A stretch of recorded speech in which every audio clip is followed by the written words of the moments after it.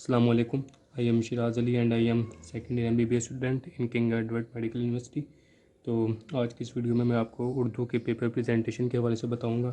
तो first of all आपने क्या करना है कि आपने ब्लू मार्कर लेनी है 605 नंबर की, ठीक है। ये ब्लू मार्कर, इसका नंबर जो है 605 है, ठीक है। इसका अब जो टिप है, सिक्का है, इसको आपने कट करना है, ठीक है। सेंटर से नहीं बल्कि एक साइड से करना है, इस तरह के एक साइड पे पोर्शन ज़्यादा हो, दूसरी साइड पे पोर्शन जो है वो कम हो, ठीक है। अब कट करने के बाद आपने इसको यूज़ करना है जो है मार्जिनस पेपर पर ड्रा करने के लिए।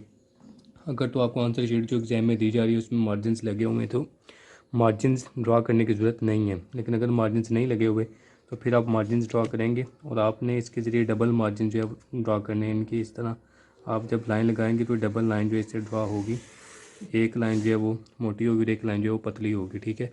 इस तरह आपने डबल मार्जिन जो है वो ड्रा करने हैं पेपर के अंदर। तो उसके बाद अब आपने पेपर को स्टार्ट किस तरह करना है, आपने ब्लू और ब्लैक जो है कट मार्कर जो है वो यूज़ करनी है हेडिंग्स के लिए। अब आपका सवाल नंबर 1 जो था वो MCQs का था, सवाल नंबर 2 जो है वहाँ से अब आप स्टार्ट कर रहे हैं, ठीक है।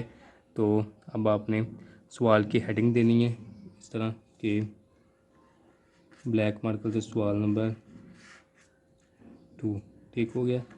अब सवाल नंबर 2 में क्या है, अशार की तशरीह है। अब अगर आपकी स्पीड अच्छी है पेपर सॉल्व करने की, अब अगर तो आपकी स्पीड अच्छी है तो आप जो तरतीब क्वेश्चन पेपर पे सॉल्व की दी हुई है उसके अकॉर्डिंग जो है आप सॉल्व करते चले जाएं, यानी कि आप अशार को पहले ही कर लें। लेकिन अगर आपकी स्पीड जो है वो कम है तो फिर आप बेटर है कि आप अशार को जो है वो लास्ट पे सॉल्व करें, ठीक है। तो अब इस तरह आप सवाल की अब हेडिंग दे लिया आपने। सबसे पहले अब जो है नज़म के अशार हैं, ठीक है। यहाँ पर अब आपने लिखे हैं अशार की तशरीह, ठीक है। इस तरह आपने अशार की तशरीह की हेडिंग देनी है और उसके बाद यहाँ पे आपने अलिफ लिखना है जो अशार नज़म के लिए स्पेसिफिक होता है, ठीक है। वो हेडिंग आपने दे के उसके बाद यहाँ पे आपने अशार की हेडिंग देनी है। उसके बाद आपने आगे अशार जो हैं वो लिखने हैं, चारों मिसरे जो होंगे नज़म के।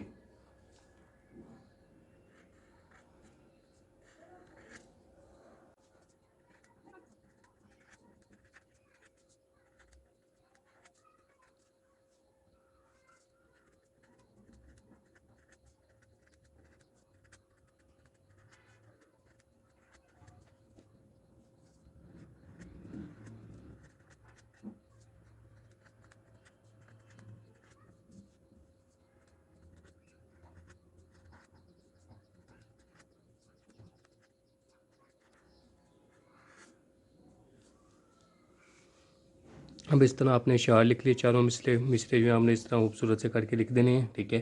और उसके बाद आपने लिखना है, हेडिंग देनी है नज़म का उन्वान, ठीक है।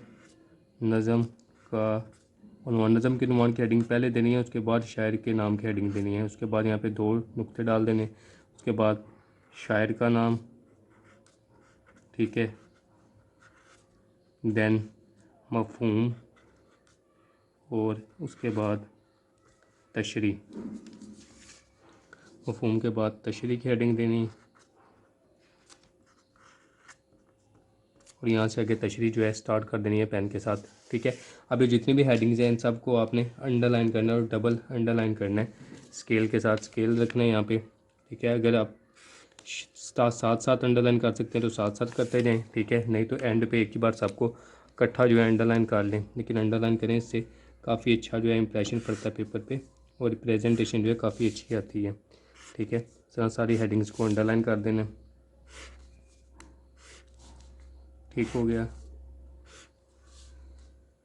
मफ़हूम जो है 3 से 4 लाइनों का लिखना है, इससे ज़्यादा जो है मफ़हूम नहीं लिखना। और ये जो अशार की तशरीह है, ठीक है, ये सारी नज़म को अब ये सारी चीज़ें जो मिला के ये 3.5 3.5 पेजेस तक होना चाहिए, 3 से 3.5 पेजेस, ठीक है।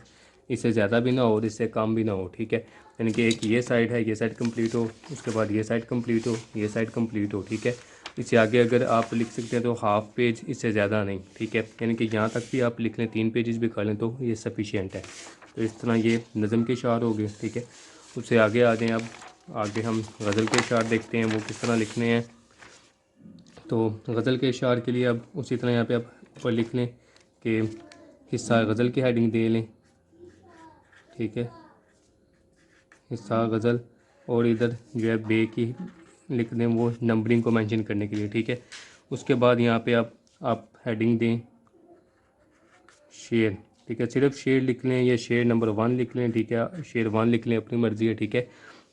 इस तरह शेर लिख के इसके आगे लिख दें आप शेर को रस्में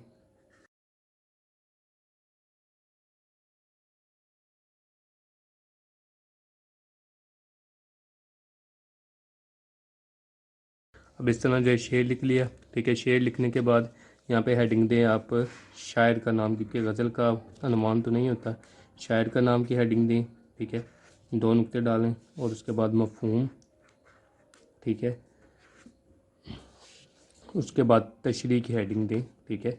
और तशरीह की हेडिंग दे के तशरीह जो है वो स्टार्ट कर देनी है।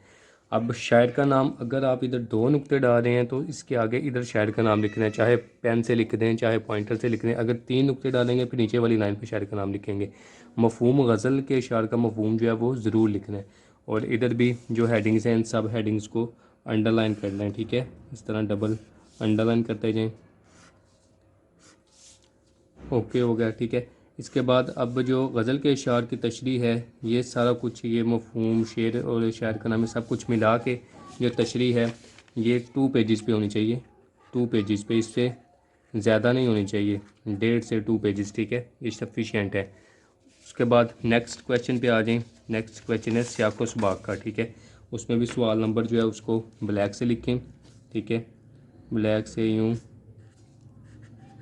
सवाल नंबर 3, ठीक है। इसको अंडरलाइन करना है, डबल अंडरलाइन, ठीक हो गया। उसके बाद अब आपने इधर हेडिंग देनी है अबारत की तशरीह, ठीक है।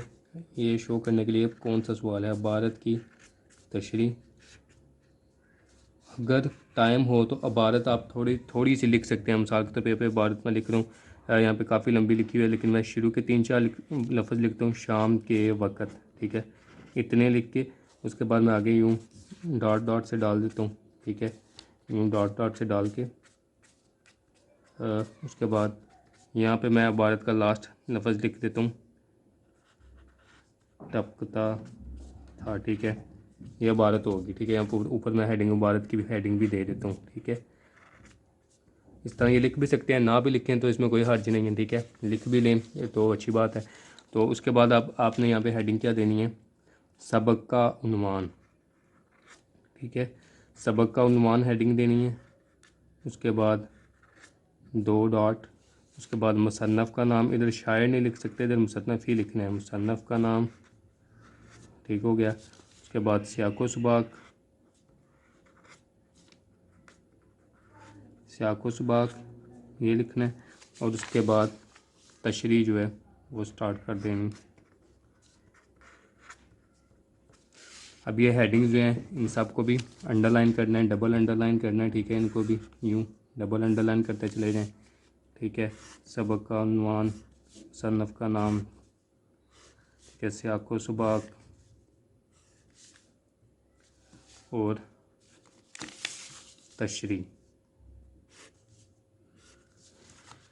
ठीक है। अब सियाक़ व सबाक़, सियाक़ में आपने लिखना होता है किस तरह लिखना है कि तशरीह तलब पैराग्राफ से कबल मुसन्नफ़ ये बयान करता है, यानी कि जो पैराग्राफ दिया होगा उससे पहले जो शायर ने मुसन्नफ़ ने बयान किया होगा उसको 6-7 लाइनों में लिख देना, वो सियाक़ होता है। और जो उसके बाद बयान हुआ है उसको 6-7 लाइनों में लिख देना, वो उसका सबाक़ होता है। तो आपने सियाक़ किस तरह लिखना है कि तशरीह तलब पैराग्राफ से पहले मुसन्नफ़ ये बयान करता है, ठीक है। वो बातें लिखनी हैं 3-4 लाइनों में। और उसके बाद तशरीह तलब पैराग्राफ के बाद मुसन्नफ़ ये बयान करता है, ठीक है। अगर इस तरह आप याद नहीं रख सकते तो जर्नल जो स्टोरी की कहानी है, उस जो सबक की कहानी है, ठीक है, उसको आप 8-10 लाइनों में बयान कर दें, उसे आपको सबाक़ है। उसके बाद तशरीह लिखें।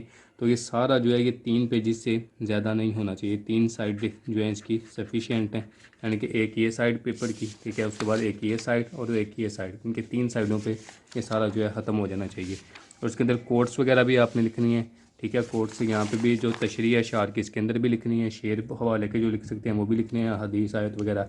अब जहाँ पे कोई आपने किसी का शेर लिखना है तो आपने इस तरह लिखना है, ब्लैक से आप न्यू लाइन पे, ठीक है, इस तरह लिखें बकौल शायर, ठीक है। ये लिख के 2 डॉट्स डाल दें और उसके बाद यहाँ पे शेर की सिंबल और शेर यहाँ पे जो आपका है वो स्टार्ट कर दें। इसी तरह अगर कोई आयत लिखनी है, कोई ताना का कौल लिखना है तो वो भी इसी तरह लिखना है, कि बकौल दाना, ठीक है, ये लिख के उसके बाद, ठीक है, उसके बाद यहाँ पे इन्वर्टेड कॉमास लगा के वो जो भी बात लिखनी होगी वो लिख के इस तरह ख़त्म कर देना। इसी तरह अरशाद बारी ताला है, अरशाद नबी सल्लल्लाहु अलैहि वसल्लम है, ठीक है, वो इस तरह आप इसके अंदर कोड कर सकते हैं। उसके बाद नेक्स्ट सवाल पे आ जाएँ, वो खुलासे का सवाल है, ठीक है। अब खुलासा किस तरह लिखना है, खुलासे में भी पहले नंबर पे तो सवाल नंबरिंग ब्लैक से लिखनी है, ठीक है। जैसे अब यहाँ पे सवाल नंबर 4, ठीक है, हेडिंग को अंडरलाइन करना है। उसके बाद सबक जो उन्होंने जिसका खुलासा मांगा होगा, ठीक है, जैसे चिराग की लो, ठीक है, तो यहाँ पे सबक का नाम पहले लिख देना है, चिराग की लो, ठीक है। उसके बाद यहाँ पे हेडिंग दें आप मुसन्नफ़ के नाम की, मुसन्नफ़ का नाम, उसके बाद हेडिंग खुलासा, ठीक है।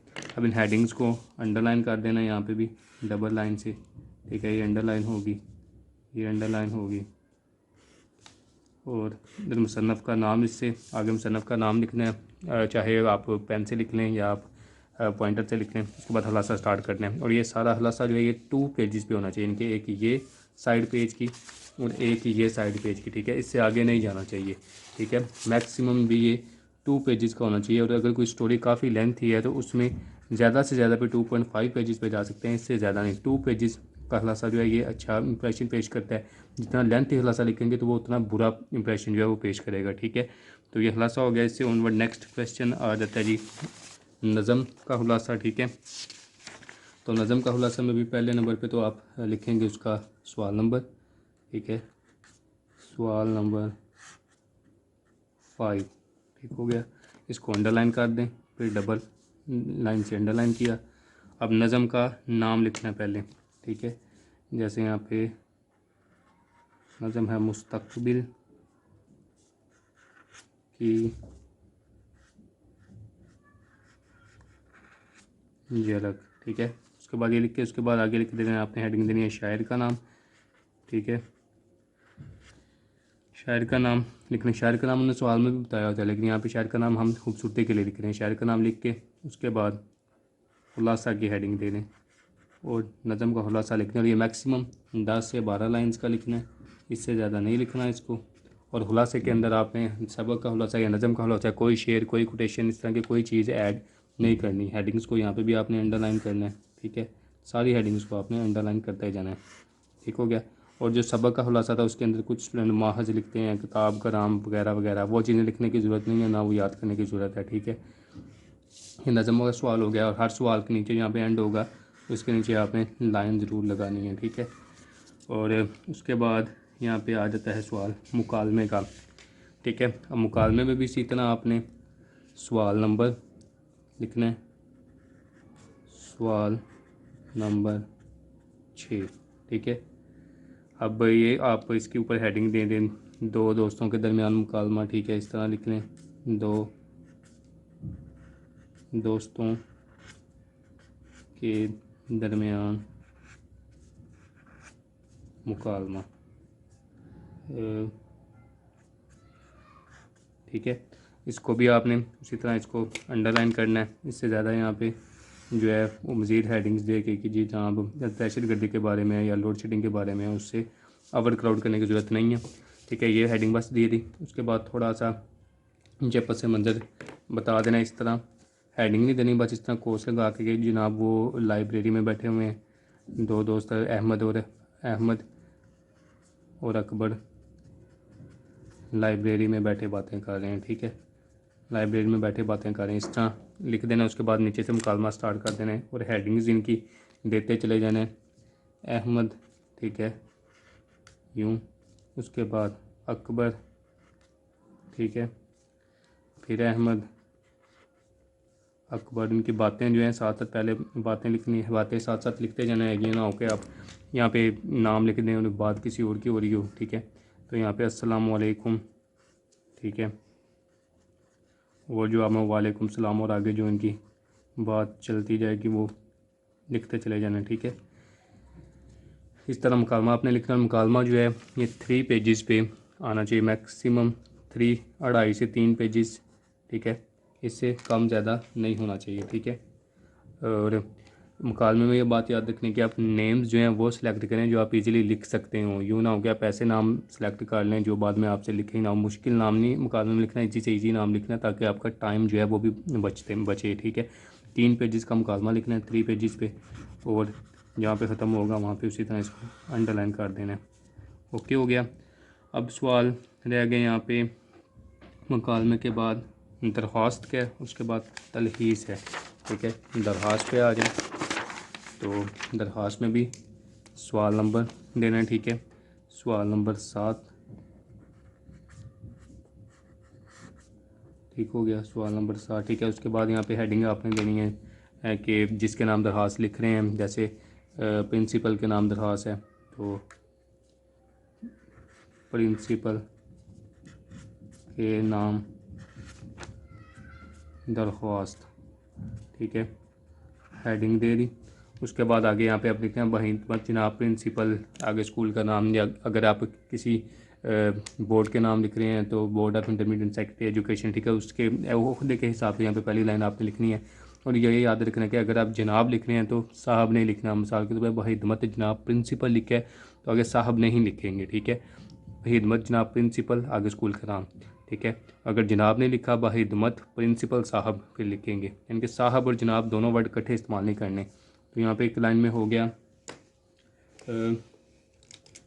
बहिदमत जनाब वगैरह, ये आपने पेन से लिखना है, ठीक है। बहिदमत जनाब ये सारा पेन से लिखना जो मैं ब्लैक से लिख रहा हूँ अब। बहिदमत जनाब प्रिंसिपल साहब, ठीक है। उसके बाद प्रिंसिपल लिखना, साहब नहीं लिखना, प्रिंसिपल, आगे स्कूल का नाम, सारा लिख दिया, ठीक है। उसके बाद यहाँ पे आप छोटी सी हेडिंग देंगे उन्वान की, ठीक है। छोटी सी हेडिंग उन्वान की दे के 2 डॉट्स, उसके बाद दरख्वास्त का उन्वान लिखेंगे कि दरख्वास्त बराए फ़ीस माफ़ी, दरख्वास्त बराए जुर्माना माफ़ी वगैरह, ठीक है। उसके बाद नीचे आप जनाब अली लिखेंगे वर्ड, ठीक है। जनाब अली आप मार्कर से लिखने ब्लैक से, काफ़ी अच्छा रहेगा, जनाब अली, ठीक है। और उसके बाद नीचे से आप अपनी दरख्वास्त शुरू कर लें। एंड पे आपका फरमा बरदार शागिर्द, अलिफ पे जीम, ठीक है। और डेट वगैरह यहाँ पे डेट लिख लें, ठीक है।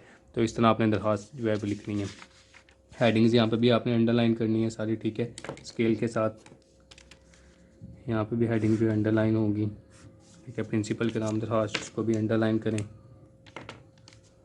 प्रिंसिपल के नाम दरख्वास्त, ये भी अंडरलाइन होगी, ठीक है। ये जो बहिदमत जनाब वाली लाइन है ये आपने पेन से लिखनी है, ठीक है। उससे ऑनवर्ड अब आ जाएँ तो सवाल बच जाता है तलहीस का, ठीक है। तो तलहीस में भी पहले नंबर पे सवाल नंबर 8, ठीक है। हेडिंग दें ऊपर तलहीस, ठीक है। हेडिंग दी तलहीस की, उसके बाद आपने यहाँ पे तलहीस जो है वो लिख देनी है। और 1/3 लिखना है पैराग्राफ का, 5 लाइनों का पैरा है तो उसकी 1.5 से 2 लाइन में तलहीस लिखनी है। और नीचे फिर हेडिंग देनी है आपने उन्वान की, ठीक है। और उसमें तलहीस के पैरे का आपने मुनासिब जो है उन्वान जो है वो तहरीर कर देना है, ठीक है। तलहीस लेंथ ही नहीं लिखनी, तलहीस जो है छोटी से छोटी लिखनी है। और हेडिंग को यहाँ पे भी आपने अच्छे तरीके से अंडरलाइन कर देना है, ठीक हो गया। न्यू हेडिंग को आपने अंडरलाइन कर देना है,